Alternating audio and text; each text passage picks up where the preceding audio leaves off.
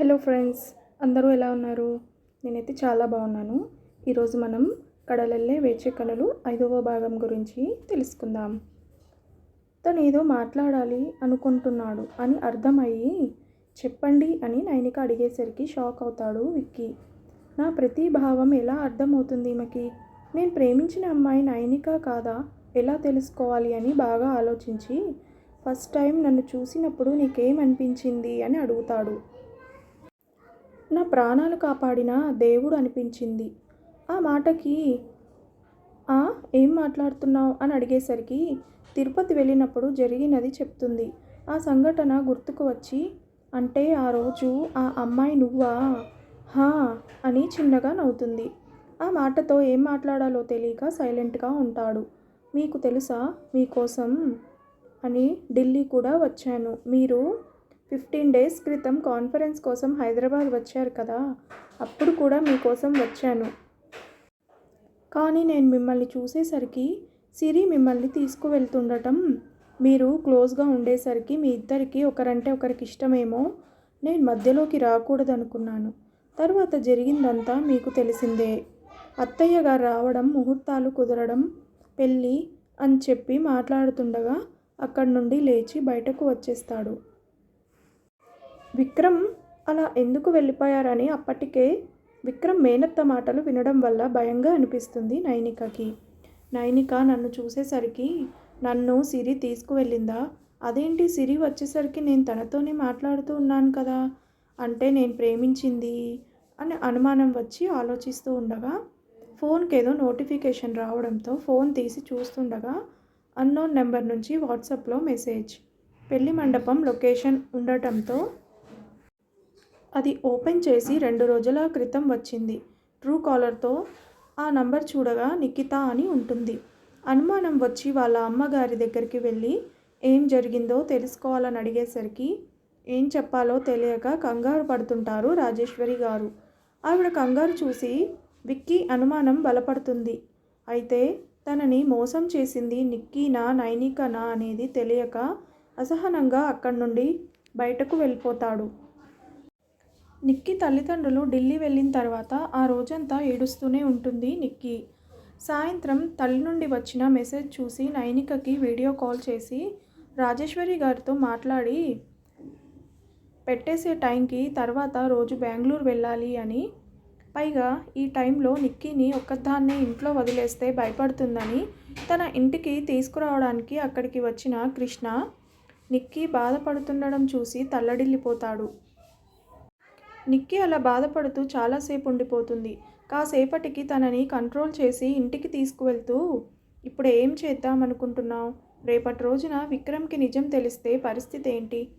అయినా నైనిక ఎంగేజ్మెంట్ అప్పుడైనా నీకు తెలియదా నైనిక చేసుకునేది విక్రమ్ని అని? అక్క ఎంగేజ్మెంట్ రోజు నేను కాల్ చేసి ఏంటక్క ఆల్ హ్యాపీసా, బావగారిని ఇప్పటికైనా చూపిస్తావా అని అడిగేసరికి వస్తే కదా చూపించడానికి. అదేంటలా అన్నావు? బావగారు రాకుండా ఎంగేజ్మెంట్ ఏంటి? ఏదో అర్జెంట్ వర్క్ అని ఆగిపోయారట, అందుకే అత్తయ్య గారు వచ్చారు. ఆ తర్వాత అమ్మవాళ్ళు అత్తయ్య గారు తాంబూలాలు మార్చుకున్నారు అని చెప్పేసరికి అయ్యో సారీ అక్క, పర్లేదులే నిక్కీ, సరే ఇక ఉంటాను అని ఫోన్ పెట్టేసింది. అందుకే నాకు తెలియలేదు అని ఇంకా ఎక్కువగా ఏడుస్తుంది. విక్రమ్కి అర్థం కాదంటావా తను ప్రేమించింది నైనికని కాదని?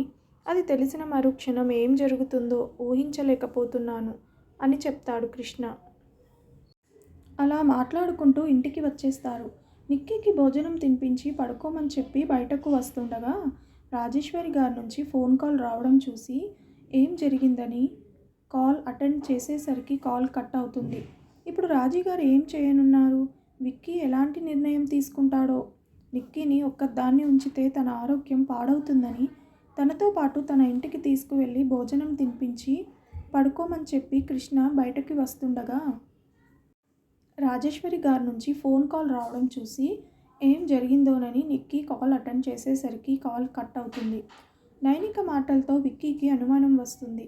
తను ప్రేమించిన అమ్మాయి నైనిక కాదేమోనని. తన ఫోన్లో మెసేజ్ చూసిన తర్వాత అర్థమైపోతుంది తన అనుమానం నిజమని. కానీ నైనిక కళ్ళల్లో అతని మీద ప్రేమ తప్ప ఏ కల్మషం కనిపించలేదు. ఒకవేళ ఇందులో తన తప్పు లేకపోతే తనని అడిగి బాధ పెట్టడం ఎందుకు అనుకొని అసలు నిక్కీ ప్లేస్లో నైనిక ఎలా వచ్చింది?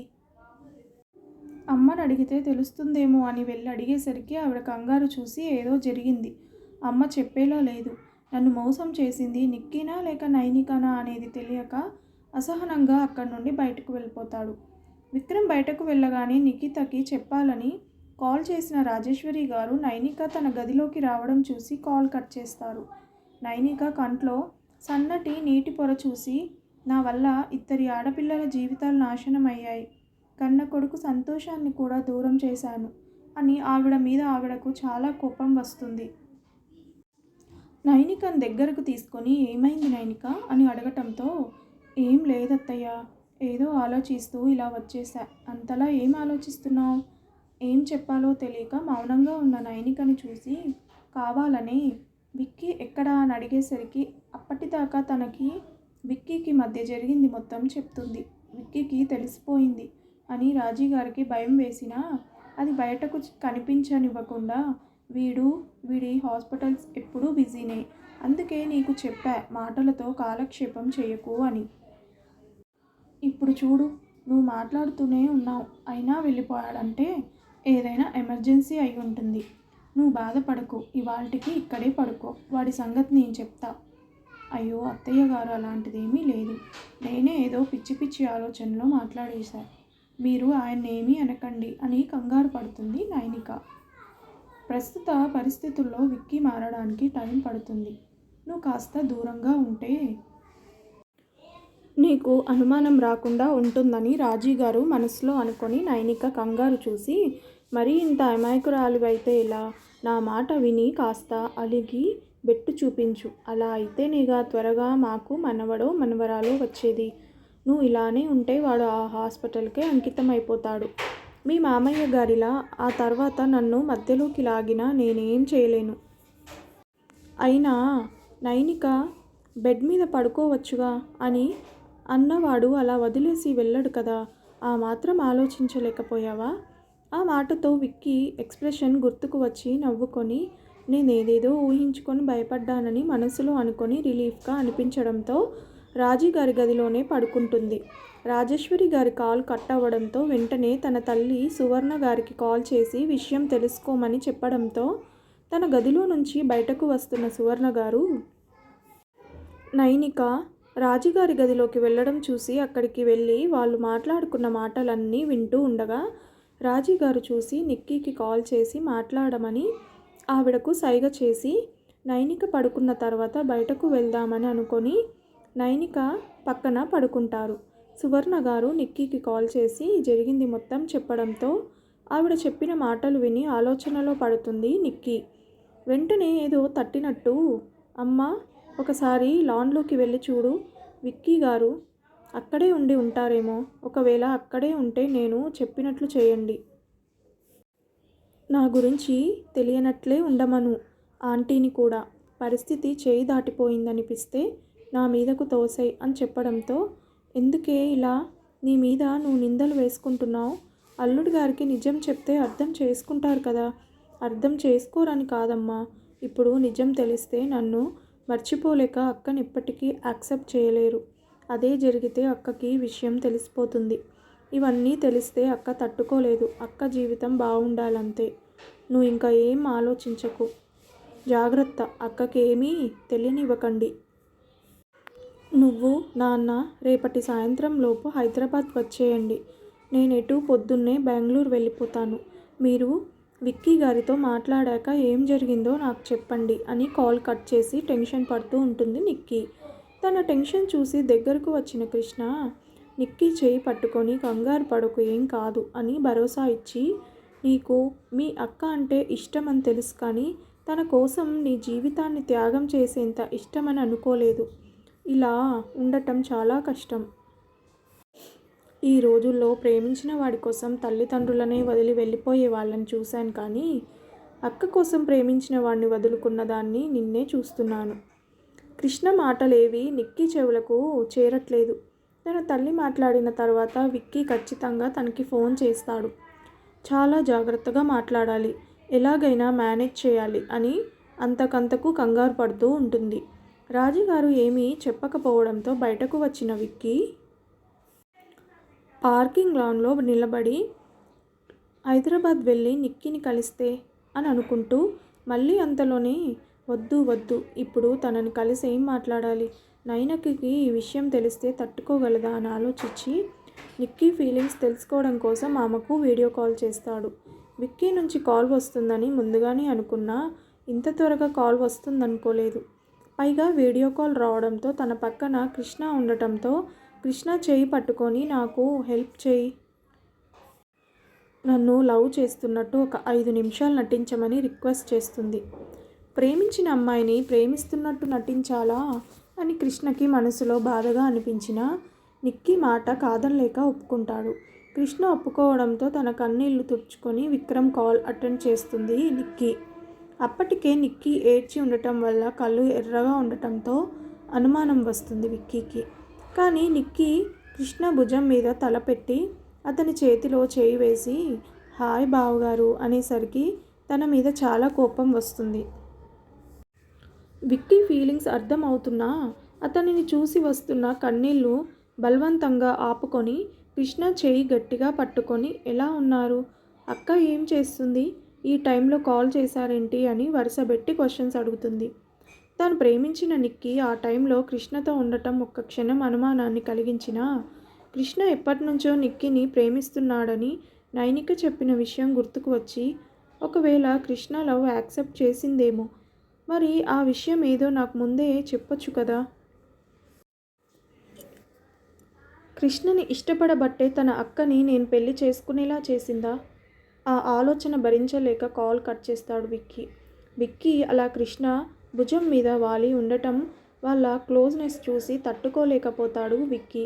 ఒకవేళ కృష్ణకి ఓకే చెప్పినట్లయితే నాకు యాక్సిడెంట్ జరిగిన రోజు సిరి అన్నా చెల్లెళ్ళ బంధం అని అన్నప్పుడు ఎందుకంత బాధపడింది, యాక్సిడెంట్ అయ్యాక ఎందుకంతలా నా కోసం తప్పించిపోయింది? ఒకవేళ నేను తనను చెప్పకుండా వచ్చానని కోపంతో ఇలా చేసి ఉంటుందా, లేక నైనిక నన్ను ప్రేమించింది అని తెలిసి తను పక్కకి తప్పుకుందా? అసలు పెళ్ళికి వచ్చిన నిక్కీ ఎందుకు మమ్మల్ని కలవకుండా టెంపుల్కి వెళ్ళింది? కృష్ణ తనను బెదిరించి ఉంటాడా, అందుకే నాకు నైనికకు పెళ్లి జరిగేలా చేసిందా? కానీ అలా చేసుంటే నైనిక ఆ విషయం చెప్పి ఉండేది కదా. ఒకవేళ నైనిక ఏమన్నా ప్లాన్ చేసి నన్ను నిక్కీకి దూరం చేసిందా? లేదు, అలా చేసేదే అయితే తన చెల్లెళ్ళు పెళ్ళికి రాలేదని అంతలా బాధపడదు కదా అని పరిపరి విధాలుగా ఆలోచిస్తూ మనసు నిక్కీ కోసం ఆరాటపడుతూ ఉంటే బుద్ధి మాత్రం నైనిక నీ భార్య అని హెచ్చరిస్తూ ఉండగా ఎటూ తేల్చుకోలేక తల పట్టుకొని పడిపోతూ ఉండగా విక్కీని వెతుక్కుంటూ అక్కడికి వచ్చిన సువర్ణ గారు రాజీ గారు విక్కీని పట్టుకొని తీసుకువచ్చి హాల్లో పడుకోబెట్టి డాక్టర్కి కాల్ చేస్తుండగా నైనికని నిద్రలేపి అక్కడికి తీసుకువస్తారు సువర్ణ గారు. స్టెథోస్కోప్ తీసుకొని వచ్చిన నైనికను చూసి నువ్వు డాక్టర్వా తల్లి అని రాజీగారు అడగడంతో అవును అత్తయ్య, న్యూరాలజిస్ట్ అని చెప్తుంది నైనిక. విక్కీని చెక్ చేసి దేని గురించో బాగా స్ట్రెస్ తీసుకున్నారని అందువల్ల ఇలా జరిగిందని విక్కీకి ఇంజెక్షన్ ఇస్తూ చెప్పడంతో బాధపడతారు రాజీగారు. స్ట్రెస్ తీసుకోవాల్సినంత ఏం జరిగి ఉంటుంది అని ఆలోచిస్తుంది నైనిక. కాసేపటికి స్పృహ రావడంతో నైనికని చూసి నిక్కీ అనుకొని స్మైల్ ఇస్తాడు. అది చూసిన రాజీగారు ఏం మాట్లాడలేక మౌనంగా ఉంటే సువర్ణ గారు మాత్రం అల్లుడిని లోపలికి తీసుకువెళ్ళని నైనికకి చెప్పడంతో విక్కీని తమ గదిలోకి తీసుకువెళ్ళి బెడ్ మీద పడుకోబెట్టి రెస్ట్ తీసుకోమని చెప్పి సోఫాలో కూర్చుని ఆలోచిస్తుంది. ఎందుకింత టెన్షన్ తీసుకుంటున్నారు, సిరి గురించేనా? కానీ ఆయన మాటల్లో సిరి అన్న మాట రావట్లేదు. ఇంకా ఏదైనా విషయం గురించి టెన్షన్ పడుతున్నారా అని ఆలోచిస్తూ నిద్రలోకి జారుకుంది. తెల్లవారుజామున మెలకువ వచ్చి చూసిన నైనికకి బెడ్ మీద విక్రమ్ కనిపించకపోవడంతో కంగారు పడుతుంది. గదిలో ఎక్కడా లేకపోవడంతో బయటకు వచ్చిన తనకి రాజీగారి ఒడిలో తలపెట్టుకు పడుకున్న విక్రమ్ కనిపించడంతో కాస్త స్థిమితపడి ఫ్రెష్ అయి వచ్చి కాఫీ ప్రిపేర్ చేసిస్తుంది రాజీగారికి ఇంకా తన తల్లిదండ్రులకి. టిఫిన్ చేయడానికి వెళ్తున్న నైనికను ఆపి పక్కన కూర్చోపెట్టుకుంటారు రాజీగారు. విక్రమ్ అలానే కళ్ళు మూసుకొని ఉండగా నైనిక చేతులు నిక్కీ తల మీద పెట్టి ఆవిడ చేతులు తీసేస్తారు. విక్రమ్కి ప్రశాంతంగా అనిపించినా తన తల్లి స్పర్శ కాదని తెలిసి కళ్ళు తెరిచి చూసేసరికి భయం వేసి తన చేతులు వెనక్కి తీసేస్తుంది నైనిక. విక్రమ్ నైనిక చేతులు తన తల మీద పెట్టుకొని మసాజ్ చేయమన్నట్లు సైగ చేసి కళ్ళు మూసుకుంటాడు. తన మాటలు కొడుకులో మార్పు తీసుకువచ్చాయి అని ఆనందపడతారు రాజీగారు. నైనిక పడుకుందని కన్ఫర్మ్ చేసుకున్న రాజీగారు బయటకు వచ్చి రూమ్ డోర్ లాక్ చేసి ఇటు తిరిగేసరికి సువర్ణ గారు కనిపించగానే నిక్కీతో మాట్లాడారా అని అడగడంతో మాట్లాడాను వదిన గారు అని నిక్కీ చెప్పిన విషయాలు చెప్తారు. అంతా విన్న రాజీగారు నా వల్లే ఇలాంటి పరిస్థితి ఏర్పడింది. ఆ రోజు ఒక్క క్షణం నేను కన్ఫర్మ్ చేసుకొని ఉంటే ఇలా జరిగేది కాదేమో అని బాధపడుతుంటారు. ఇందులో మీ తప్పు ఏముంది వదిన గారు? విధి బలీయనమైనది, కానీ ఒక కూతురు సంతోషం కోసం మరొక కూతురి జీవితం పణంగా పెట్టాల్సి వస్తుందనుకోలేదు. అయినా ఇది కూడా ఒక అందుకు మంచికే జరిగింది అని సువర్ణగాడు అనడంతో ఏం మాట్లాడుతున్నారు వదిన అన్న రాజీగారి మాటలకు నిజం వదిన, నా చిన్న కూతురు ఏ పరిస్థితి అయినా తట్టుకొని నిలబడగలదు. కానీ నా పెద్ద కూతురు నైనిక అలా కాదు. ఒకవేళ విక్కీ నిక్కీల ప్రేమ గురించి ముందే దానికి తెలిసినా చెల్లెలి కోసం తన ప్రేమ గురించి చెప్పదు. ఆ పరిస్థితుల్లో నుంచి బయటకి రాలేదు, ఎవరికీ చెప్పుకోలేదు.